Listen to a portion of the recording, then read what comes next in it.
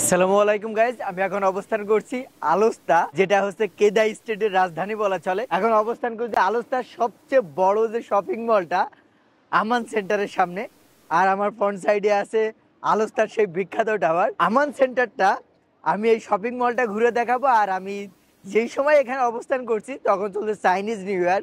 So Chinese new ইয়ারে আমান সেন্টারটা খুবই সুন্দরভাবে সাজানো হয়, দারুণভাবে। সো আমি সেই ব্যাপারটা আজকের ভিতরে তুলে ধরবো। আর মালয়েশিয়াতে চাইনিজদের যে প্রভাব, মালয়েশিয়া চাইনিজ কিভাবে বিস্তার করেছে, ইভেন চাইনিজদের যে আধিপত্য, সেটা তুলে ধরার চেষ্টা করবো আজকের ভিডিওতে। সো দেখতে থাকেন সম্পূর্ণ ভিডিওতে, আশা করি খুবই দারুণ একটা ভিডিও হবে এটা।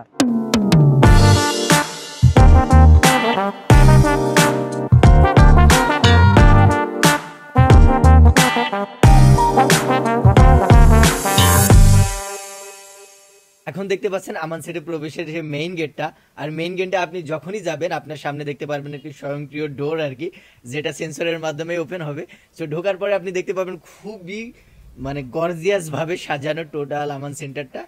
আর এটা শুধুমাত্র হচ্ছে চাইনিজ নিয়ার উপলক্ষে এমন সাজানো হয় ব্যাপারটা এমন না, এটা প্রত্যেকটা অকেশন উপলক্ষে। সাপোজ এখানে মালয়েশিয়াতে প্রচুর পরিমাণে, মালয়েশিয়া মুসলিম কান্ট্রি হয় সত্ত্বেও প্রচুর পরিমাণে হিন্দু এখানে বসবাস করে, প্রচুর পরিমাণে খ্রিস্টান ধর্মের মানুষ এখানে বসবাস করে, দেন বৌদ্ধ ধর্মে। তো প্রত্যেকটা ধর্মের মানুষের যে স্পেশাল যে অকেশনগুলো আছে, সেই অকেশনগুলো পাশাপাশি যে অন্যান্য যে কালচারাল অকেশনগুলো আছে সেইগুলা অনুযায়ী তাদের যে কালচারাল অকেশনের যে রং আর কি, সেই রং অনুযায়ী হচ্ছে এই আমান সেন্টারটাকে সাজানো হয়, যেটা আপনি প্রত্যেকবারই আসবেন আর প্রত্যেকবারই আমান সেন্টারটাকে নতুনভাবে উপভোগ করতে পারবেন। আমার শৌখিনতার সবচেয়ে বড় একটা জায়গা হলো আমার নিত্যদিনের ব্যবহার্য পোশাক আশাক। আর তার মাঝে সবচেয়ে অন্যতম হলো কেটস, জুতা আর কি। বাট আমি এখনো পর্যন্ত আমার শখের কেটস কেনার সামর্থ্য আমার হয়ে ওঠে নাই। সো আমি যতবারই আমান সেন্টারে আসি ততবারই হচ্ছে কিছু ব্র্যান্ড শপে ঘুরে ঘুরে আমার শখের জিনিসটা দেখে যায়। এখন আসলাম একটা আমান সেন্টারের সবচেয়ে বড় একটা মলে আর কি। কাপড় চোপড়গুলো আছে আর কি, যে পোশাকগুলো আছে সেগুলো একটু দেখছি। আর মলটা এতটা হিউজ, যে পরিমাণে ভ্যারাইটিস, আপনার পার্সোনাল লাইফে যা যা কিছু প্রয়োজন আর কি, নিত্য প্রয়োজনে যেগুলো ব্যবহারের যত প্রকারের জিনিস প্রয়োজন সবই এই মলে আছে বলা চলে। আর এখানে বিশেষ করে আমি ফর্মাল ড্রেস দেখছিলাম আর কি কিছু। সো এগুলো যে প্রাইস আর কি, সেগুলো বলা যায় কোয়ালিটি অনুযায়ী স্যাটিসফাইং এখানে কিছু। অবশ্য আমি এগুলা অতটাও প্রিফার করি না, আমার এগুলা পছন্দের না, বাট এগুলা আমার দারুণ পছন্দের ফর্মাল ড্রেসের ভিতরে। তো সেই হিসেবে এগুলার দাম হচ্ছে মোটামুটি স্যাটিসফাইং লেগেছে আমার কাছে। তো চলেন আরও কিছু দেখতে থাকি। শপিং মলের ভিতর বাচ্চাদের বিনোদনের জন্য খুবই সুন্দর একটা জিনিস আছে, চলুন এখন সেটা আপনাদেরকে দেখাই।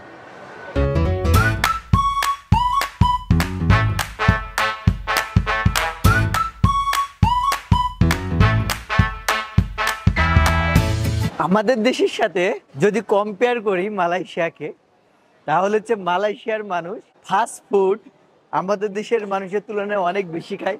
শুধু ফাস্ট ফুড না, রেগুলার যে কোনো পরিমাণের যে ফুডই হোক না কেন, এরা বাসায় রান্নার তুলনায় বাইরে রান্না করে, বাইরের হোটেল থেকে বেশি খায়। ব্যাক সাইড আমি আসি এখন আমান সেন্টারের 5th ফ্লোরে। তো 5th ফ্লোর অধিকাংশ জায়গাটা খাবারের দোকান আর কি। 5th আর 4th ফ্লোরে কিছু মজার ব্যাপার আছে, যেখানে বাচ্চাদের খেলাধুলার জন্য প্রচুর পরিমাণে, চিত্ত বিনোদনের জন্য প্রচুর পরিমাণে সরঞ্জাম এখানে আছে। দেখেন বাচ্চারা এখানে বাবল গামসের ভিতরে খেলছে। এটার ভিতরে মেবি টিকিট কাটা লাগবে যদি যাইতে হয়। তাদের খেলাধুলার জন্য যা কিছু চিত্ত বিনোদনের জন্য যেমন যা কিছু প্রয়োজন সবকিছু আছে আর কি এখানে। বাচ্চাদের খেলনা ঘর আর কি।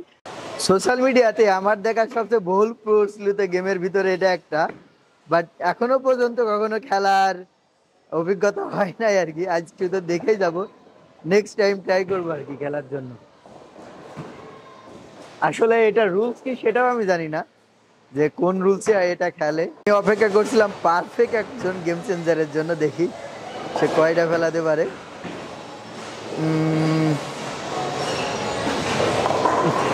ও প্রায় সবগুলো পড়েছে, শুধু একটা বাকি।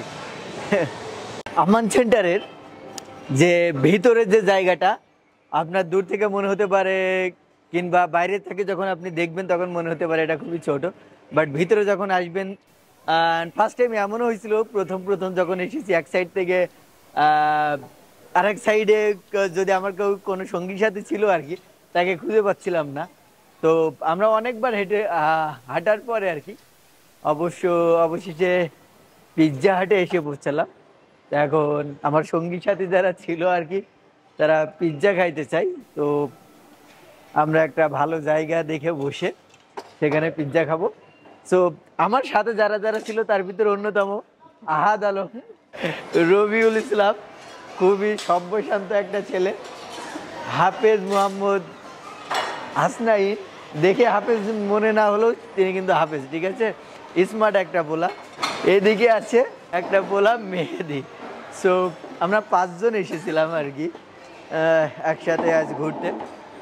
তো অবশেষে আমরা পিৎজা খাবো এখানে। আমান সেন্টারে এসেছি বহুবার। আমি যেই অঞ্চলে, মালয়েশিয়ার যেই অঞ্চলে বাস করি এটাকে কেদা স্টেট বলে, যেই শহরটাতে বাস করি এটা হচ্ছে আলোস্তা। সো অনেকের ভাষ্য মতে আলোস্তা হচ্ছে কেদার রাজধানী বলা চলে, মানে কেদার সবচেয়ে বড় শহরের ভিতরে অন্যতম হচ্ছে আলোস্তা সিটি। তো আলোস্তা সিটির সবচেয়ে বড় যে মলটা সেটা হচ্ছে আমান সেন্টার। সেই আমান সেন্টারে বহুবার এসেছি। আজ আসা হয়েছে একটা বিশেষ উদ্দেশ্যে। আপনারা অনেকে জানেন এখন চাইনিজ নিউ ইয়ার চলছে মালয়েশিয়াতে। মালয়েশিয়ার ইন্ডিপেন্ডেন্ট ডে আছে, দেন তারপরে মালয়েশিয়ার নিউ ইয়ার আছে, অনেক কিছু আছে। বাট মালয়েশিয়ার নিউ ইয়ার কখন আসে, আমরা যারা মালয়েশিয়াতে থাকি আমরা এই ব্যাপার নিয়ে অতটা বেশি অবগত না। ইভেন আমাদের কিউরিসিটির ব্যাপারটা ওরকম না। কিন্তু চাইনিজদের কোনো একটা event, Chinese new year, Chinese independence day, যেটাই আসুক না কেন, তখন সমগ্র মালয়েশিয়া জুড়ে একটা মানে শোরগোল পড়ে যায়। কারণ যারা মালয়েশিয়াতে আছেন তারা তো জানেন, আর যদি কারো মালয়েশিয়াতে ভিজিট করার কখনো সুযোগ হয় তাহলে আপনারা যদি মালয়েশিয়াতে আসেন দেখবেন বড় বড় যে ইন্ডাস্ট্রিগুলা এগুলো সব চাইনিজ মালিকানার দখলে আর কি। সবগুলো চাইনিজ কন্ট্রোল করে। ইভেন বড় বড় পোস্টে যারা জব করে এরা হচ্ছে চাইনিজ আর কি। সেই হিসেবে মালয়েশিয়ার এখন যে সিনারিগুলো আপনারা দেখতে পাচ্ছেন আর কি এই আমান সেন্টারের, এগুলো খুবই ওয়েল ডেকোরেট করা হয়, বিশেষ করে চাইনিজ নিউ ইয়ারগুলো যখন আসে তখন। পাশাপাশি এখানে আরো একটা খুবই দারুণভাবে উদযাপন করা হয়, যেমন হিন্দু কোনো পূজা সংস্কৃতি আসলে, কারণ মালয়েশিয়ার একটা খুবই বড় অংশ জুড়ে আছে তামিল সম্প্রদায়, যারা হচ্ছে দীর্ঘদিন ধরে মালয়েশিয়াতে আসে। ইভেন হচ্ছে তারা মালয়েশিয়ার, আমরা বাংলাদেশ থেকে যেমন অনেকে হচ্ছে ফরেনার হিসেবে, ট্যুরিস্ট হিসেবে, ওয়ার্কার হিসেবে আসে, তেমনি ভাবে দীর্ঘ বছর আগে আর কি তামিল সম্প্রদায় যারা ছিল তারা মালয়েশিয়াতে এসে বসবাস করে। ইভেন তারা অবশ্যই এখানকার সিটিজেনশিপই পেয়ে যায়। তো হচ্ছে তারা হচ্ছে তামিল হলেও তারা হচ্ছে মালয়েশিয়ার সিটিজেন। তো তাদের সেই ব্যাপারগুলো এখানে খুবই দারুণভাবে উদযাপন করা হয়। বাট মালয়েশিয়ার সিটিজেন হয়েও ওদেরকে মানে ওই ধরনের মানে আমেজটা নাই আর কি। মালয়েশিয়ার ইন্ডিপেন্ডেন্স ডে, মালয়েশিয়ার আর নিউ ইয়ার ডেতে, চাইনিজ নিউ ইয়ার ডেতে যে আমেজগুলা সেগুলা নাই। তো এই হচ্ছে ব্যাপার। এখন অপেক্ষা করছি পিৎজার জন্য, পিৎজা আসলে দেন তারপরে পিৎজার রিভিউটা দিব আর কি। আমান সেন্টারের যেই স্থানে আমি এখন অবস্থান করছি এই স্থানটা মালয়েশিয়ার অঞ্চলে বিভিন্ন ধরনের যে অকেশনগুলো হয় সেই প্রত্যেকটা অকেশনে এটা সুন্দর করে ডেকোরেট করে আর কি।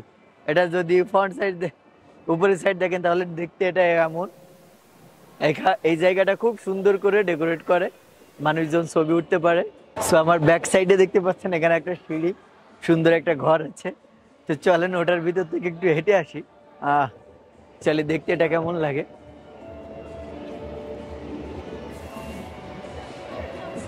কেউ চাইলে এটা তার বাসর ঘরের ডিজাইন হিসেবেও আপনারা রাখতে পারেন আর কি। এত প্রকার ডেকোরেশনের সব উদ্দেশ্যটা হচ্ছে চাইনিজ আর কি।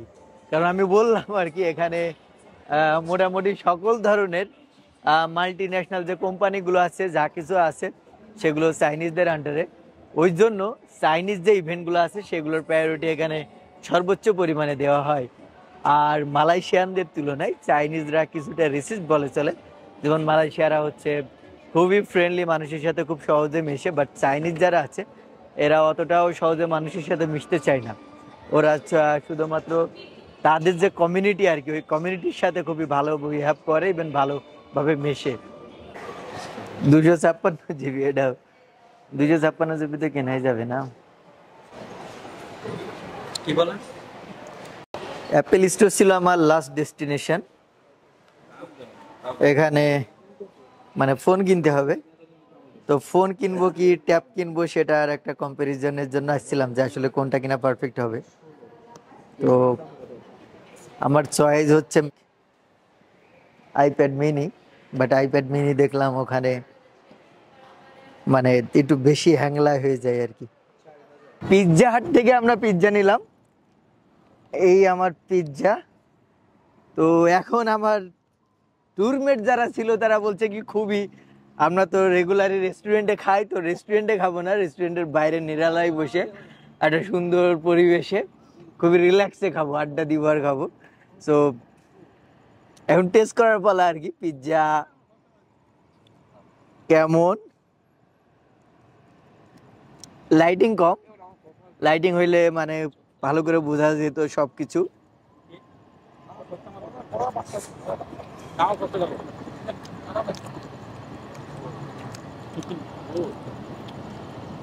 রবিল ভাই কেমন লাগে? অ্যাকচুয়ালি অধিকাংশ ফাস্টফুডগুলো আমার কাছে কিছুটা ওভার রেটেড মনে হয়, আসলে আমার কাছে অতটাও বেশি ভালো লাগে না, কয়েকটা বাদে। তো আমরা ট্যুর শেষে যখন আলোস্তা টাওয়ারের কাছে আসলাম তখন দেখলাম এখানে বাচ্চাদের দারুণ একটা এক্সপিরিয়েন্স দেওয়ার জন্য নতুন কিছুর ব্যবস্থা করেছে। সো এই ছিল আজকের ভিডিওতে, দেখা হবে নতুন কোনো একটা ভিডিওতে, সেই পর্যন্ত ভালো থাকবেন, আল্লাহ হাফেজ।